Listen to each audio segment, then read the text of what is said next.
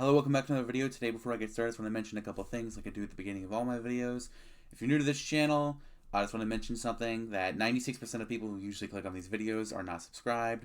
So chances are you're probably never going to see this channel again if you don't at least leave a comment or just do something, because I'm actually one of the most accurate election prediction channels on YouTube. And in 2020, you got every state right. So if you're new to this channel, I actually have a link to a video describing how I got all the states right and showing proof, because I did this back when I was 14 in 2020 as well, and I did the 2022 predictions. Again, those were pretty good. But yeah, I just want to mention that I have that I have credibility here, and I like interacting with everyone. So having more people to go back to with every video to have conversations with is really nice. So I just want to mention that. Thanks for watching, and have a good time with the video. Hello, welcome back to another video. Today is October 25th, 2024. Today I'm going to be going over my finals. As of right now, these are going to be my final predictions. I don't plan on making any major changes. Even if I need to change a margin, I probably won't change it. I might say in the presidential election video, the final one that I make the day before the election, I might say, I'm going to change, Missouri from likely to safe or whatever, because I'm probably going to put Missouri in as likely here. But yeah, no, I just wanted to clarify that before I get started. And another thing I wanted to clarify is I believe today or tomorrow I'm going to release a video. It's kind of all over the place. I just recorded it, but I don't really have time to record it again. It's going to be a video about how I actually analyze the polls and analyze the data personally, which kind of goes into what polls I don't include in my intake, like ActiVote. I don't include ActiVote, I don't include Rasmussen, because while those polls might be better for the national popular vote in the last two presidential elections, they also sucked in, ActiVote didn't exist in 2012, but they sucked in 2012, they sucked in 2022, they sucked in 2018. So, yeah, that's why, I just wanted to clarify that. Again, I'm going to come out with that video, but be warned, if you're not really that amazing at paying attention, it's going to be kind of all over the place, like I said already. But first, I'm going to put in these, for this video, I'm going to put in the safe states. We'll put New York, Vermont, Massachusetts, Maine, Rhode Island, and Connecticut. New Jersey's early voting numbers look pretty good for Democrats. There's almost no way I really see Republicans winning anything here by, I mean, they probably won't get within 5 points in anything. Probably not within 10 points in anything. I'm also going to make Delaware, Hawaii, California, let's say Washington, a safe state as well. That's 39. That brings the Democrats up to 39 seats. For Republicans, we're seeing Utah, Wyoming, North Dakota, Nebraska special election, Tennessee, West Virginia, which is a flip, Indiana, and is that it's... I'm going to put in some of these other states, though, that people will be like, oh, yeah, well, we already know how some of these states are going to... We already know Missouri is going to go as Republican, but when I say likely, I don't mean as in there's a chance for Democrats here. I mean as in it's going to be within 15 points. So it's going to be within 7 to 14.9%. Lean for me would be 2 to 6.9%. And tilt would be anything under 2%. Speaking of, an Ohio poll just came out, and I just did my Ohio analysis. Shows Trump up 7, Sherrod Brown up 2, which kind of fits in with what I'm about to put in by the end of the video. I am going to have Sherrod Brown winning Ohio, but that is absolutely going to be the closest Senate race, in my opinion, as of right now. Okay, so I'm going to put in... Missouri is likely, Mississippi is likely, Florida is likely. These early voting numbers for Republicans look incredible in Florida. They're actually doing better in early voting in Miami-Dade County than Democrats are. They have flipped Miami-Dade County, even for for the general ballot. So Trump might actually win Miami-Dade County, and he would be on pace too if you include 2016 to 2020 shift as well. I'm gonna give Is that the last likely state? I think so, yeah. For Democrats, though, their likely seats include Maryland, where Larry Hogan is trailing down with between 10 and 17 points pretty consistently. He hasn't had it within single digits in like a month. And pretty much the only polls that show him having a pretty good chance are Republican internal polls that aren't even included on some websites. Sorry, I'm watching football at the moment still. You'll notice if you watch the other video I'm about to post tomorrow, uh, I kind of just took a moment to appreciate a Matthew Stafford touchdown. It just kind of sucks because I bet on the Vikings to win, but that was kind of a beautiful touchdown that I threw. But yeah, so the next, the Democrat likely states: Minnesota, New Mexico, probably Arizona. I'm not gonna do Arizona though. I'm gonna put in Virginia as likely. So that puts Republicans at a clear advantage here. There's pretty much no way that they lose the Senate. There's two scenarios which they lose the Senate, or there's a scenario where they have 50 Senate seats, and Democrats still lose the Senate because Trump would be elected. There's a scenario where Democrats would, again, 50 Senate seats, but still win because Harris would have been elected and Tim Walz would break the Senate tie. And then there's a scenario where Democrats either upset in Montana or upset in Texas, which, as of right now, they're much more likely to win Texas than they are Montana. Texas turnout looks incredible so far. There's already over 2.5 million voters in Texas, and we're like on day 3 of early voting. Texas Democrats are coming out in full heat, despite these voter purges that Republicans have been trying to pull off. Sacrificing over 2 million ballots to get like 20 illegal voters off of it, which I find absolutely ridiculous. And it's obviously that they're just trying to create more obstacles for people to go out and vote. They're literally taking people's voter registrations away, which is absolutely ridiculous. There's 100% better ways to do it. Hold on. Matthew Stafford intentional grounding. Sorry, I just saw something. My bad. Oh, it looks like it might be on the Vikings. Jonathan Grenard looks pissed. Okay. Next thing I'll do is lean Democrat states because there's a lot more of them. I'm going to do Pennsylvania. Again, these early numbers in Pennsylvania also look pretty good for Democrats. Actually, one of the best of the states. When you look at Nevada, which I'm still going to give lean regardless because Rosen is running several points above Harris, who obviously already is probably going to win Nevada. But these early votes in Nevada look good for Republicans regardless. So it really is a matter of if Democrats continue so something I'm also going to make a video on this probably tomorrow. Democrats are turning in their ballots at a higher percentage than Republicans are. So not only are they beating them in the ballot requests, they're turning it in even higher. There's Republicans who are just not turning in their ballots that they're being given. So I think that is something to watch out for. Again, I'm going to do a full analysis video on Nevada, on Wisconsin, on Michigan, on Pennsylvania, because they're pretty cool to see. And if I can try and find some Texas numbers, then I'll look at that too. In Florida, I'll create my final case that Florida's not in play as well, because there's Democrats who genuinely believe that Florida is in play. Normally for the Senate race, I've had Florida as lean red, but with these numbers I'm seeing, it's looking like it could be like a 12-point win for Rick Scott. For Democrats, I'm also going to give them lean wins in Arizona, Wisconsin, and Michigan. These Wisconsin numbers also look pretty good for Democrats, but these Arizona numbers don't look as good. Thankfully for Gallego, in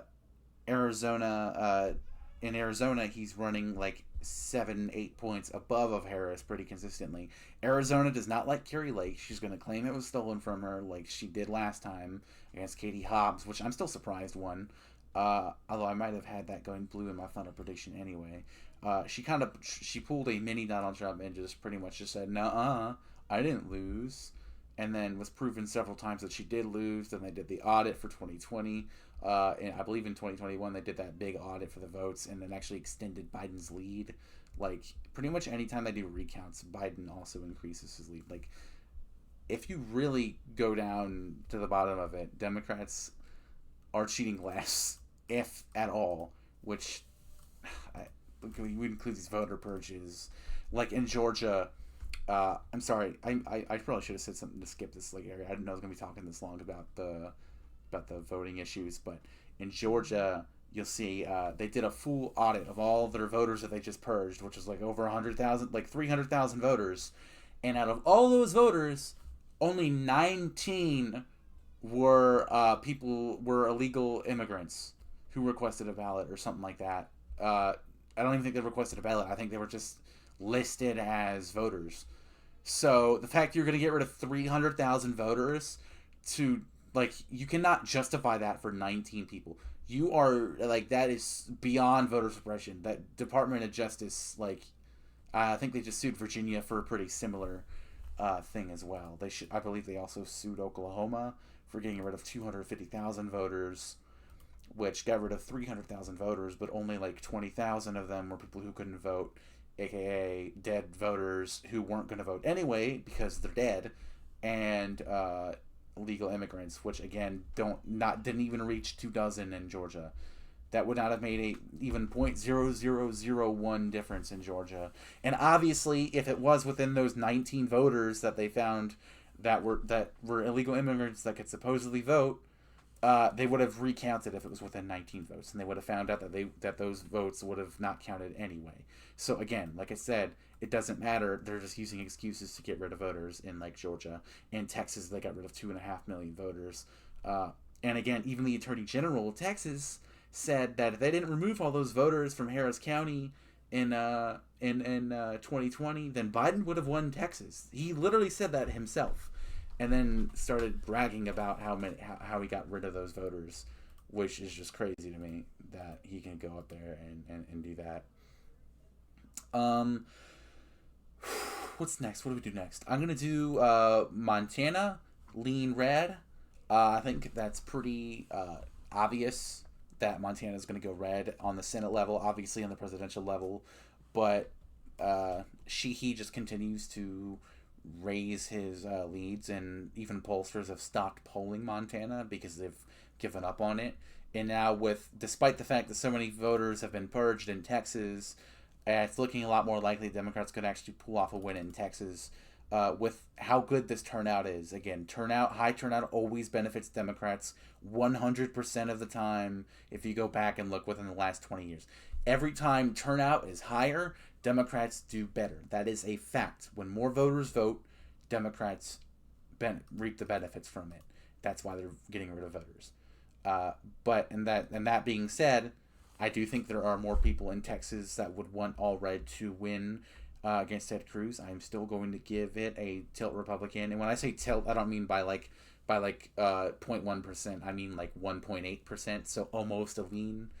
But I think it's important to put it at tilt to point out the fact that all red absolutely does have a chance.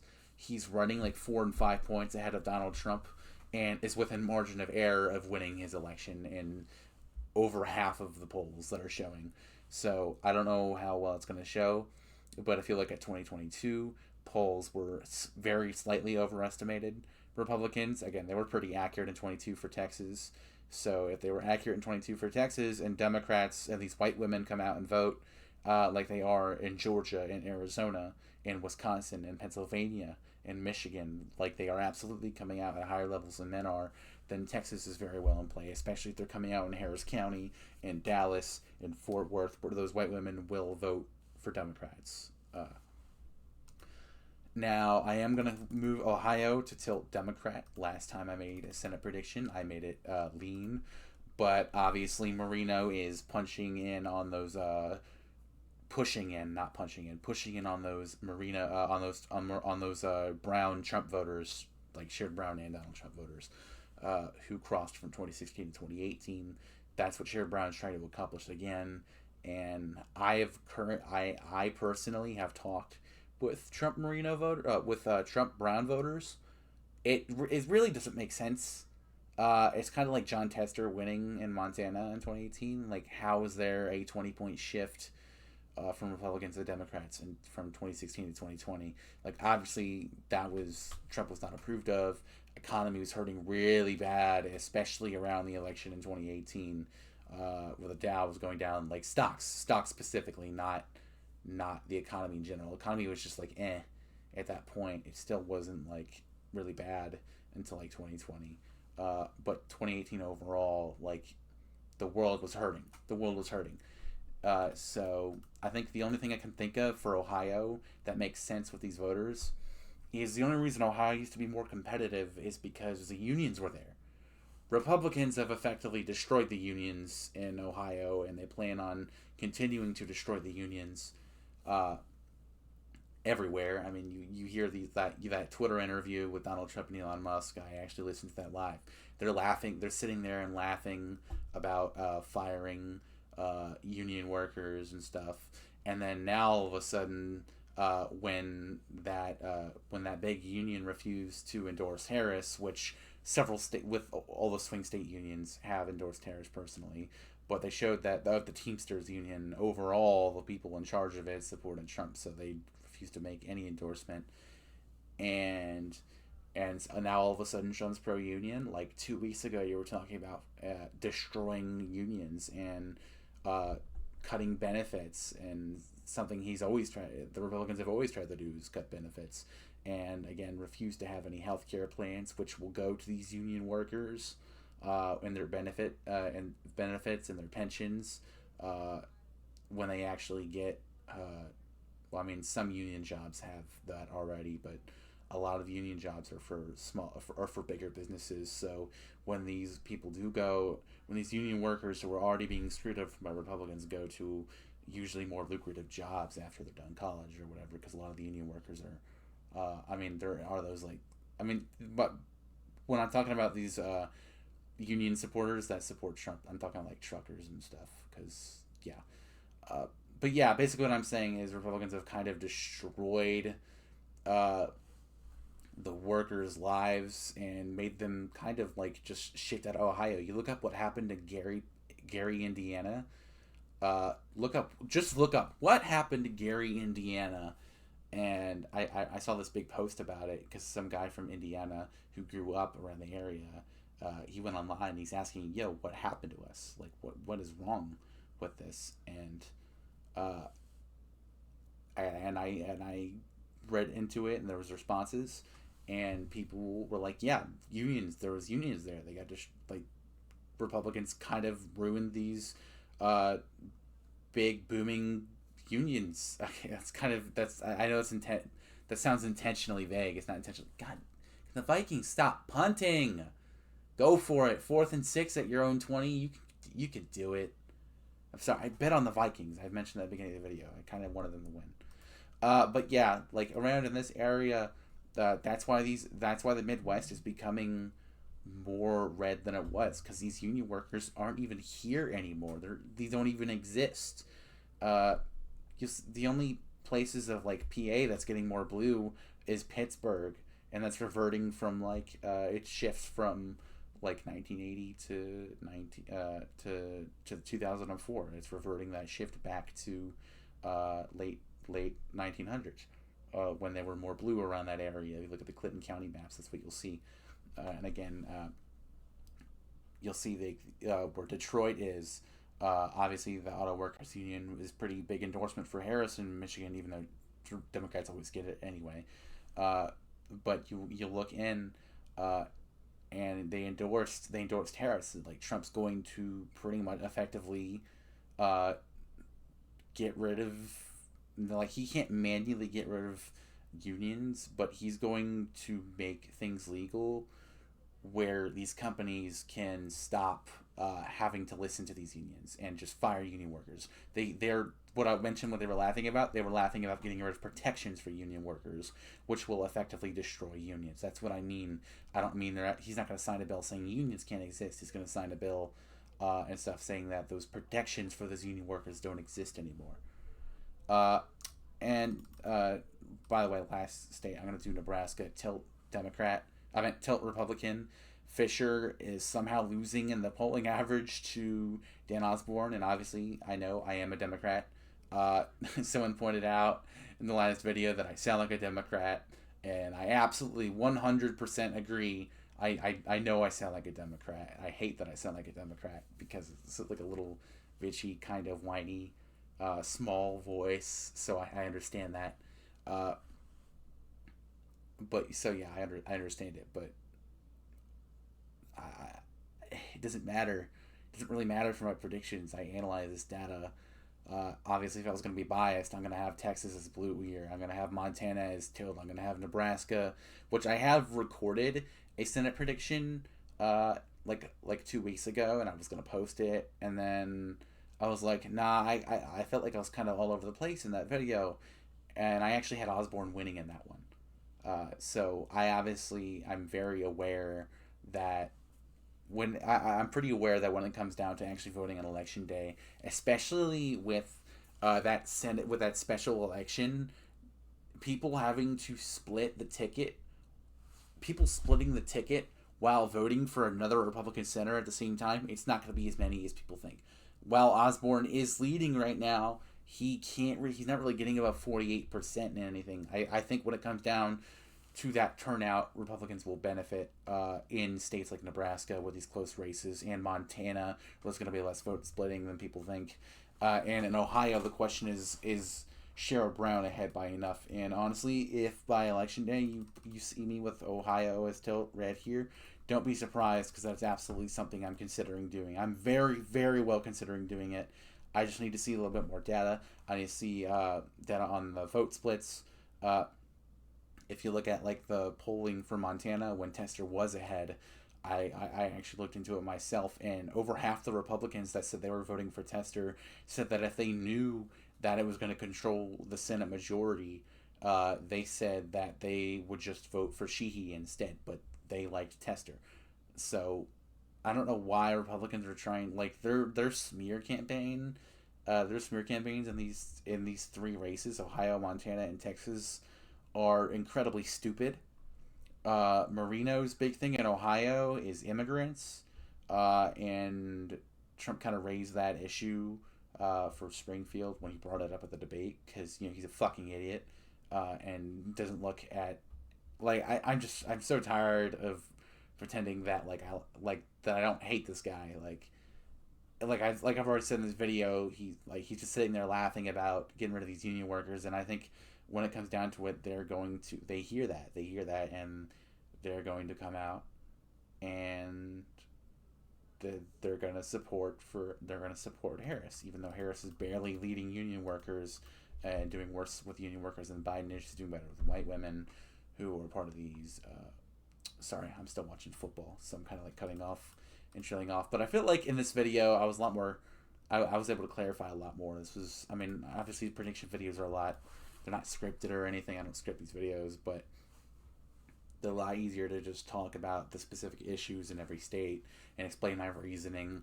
So again, like I said before, last video, again, I don't care if you're Republican, just be respectful. Just be respectful in the comments. I'm trying to have fun little debates with you guys, especially Republicans. I love arguing. But if you're going to go in and just call me delusional, you sound like a Democrat, then I'm not going to take you seriously. And I'm about to start. The only reason I'm not getting rid of these comments is because more interaction means more views. And I'm on pace to, at least for my bigger channel, I'm on pace to hit my, by within a year, I'm on pace to hit my goal for monetizing my. Ooh. Sorry, linebacker hit the A gap. Kyron Williams getting held right now, but he has a first down. Looks like Rams are going to take the lead before halftime. Yeah, I know. What matters more, politics or Sean McVay ruining my parlay? And I'd say Sean McVay ruining my parlay is more annoying than even as I'd rather my parlays right now go through than Democrats win Ohio, and I'm a Democrat, so that says something about my values here. Matthew Stafford just hits an open receiver again. This is ridiculous. I feel like I could be a sportscaster, Cooper Kupp wide open for a 5-yard check down. Haven't seen that before. This is ridiculous. I'm getting tired of it. Ivan Pace somehow gets a roughing penalty on taking down. What is it? Nakua has been the big guy. I hope people kind of think these bits of the video are kind of funny. Roughing the passer. He can't even see that. How is that supposed to be roughing the passer? The linebacker's twice his size. He can't even see that he got the ball off. And this is what I mean. This is what I mean, bro. This is mildly annoying. This is so annoying. And now the Rams are at the 50-yard line. Stafford drops back the pass, throws to his left. They're not calling PI on that, and that's a good stop by Stephon Gilmore on Cooper. The people who went to the last minute of the video kind of listened to before I started talking about sports. If you just get to this part of the video, go back 3 minutes, and then you'll hear me. Kind of switch to. I'm watching the Rams and Vikings game right now, and I have a parlay on here. So I know a lot of people just skip to the end immediately. To see the prediction and then go to the comments and then cry and complain about it. So yeah, that's what I'm saying. Anyways, thanks for watching. I'm probably gonna upload this tomorrow. Today's the 24th. So again, thanks for watching. I'm just gonna. Oh, good deflection. By was that Calcaterra? Number 58 on the Vikings. Good knockdown of the ball. All right. I'm gonna go now. Goodbye, everyone. Appreciate all this. Attention I've been getting on this channel. These 2 channels. I'm running 2 channels right now. So I've seen people go on my alternate channel and say, "Oh, you only have 200 subscribers. Your predictions suck." And I don't even see your 2020 predictions. And then I'll be like, "Yeah, this is my alt account. Look at my main channel. Oh, Vikings get the ball with 40 seconds. All right. Well, I hope they score here. I'm gonna end this right now to watch this drive. But it's gonna be at the 6-yard line. So I think Vikings are gonna go in halftime. Tie. So I'll see everyone. For me, I'll talk to you guys tomorrow morning when I upload this video. But I still got to record the intro begging for subscribers and stuff. Anyways, thanks for watching. Goodbye.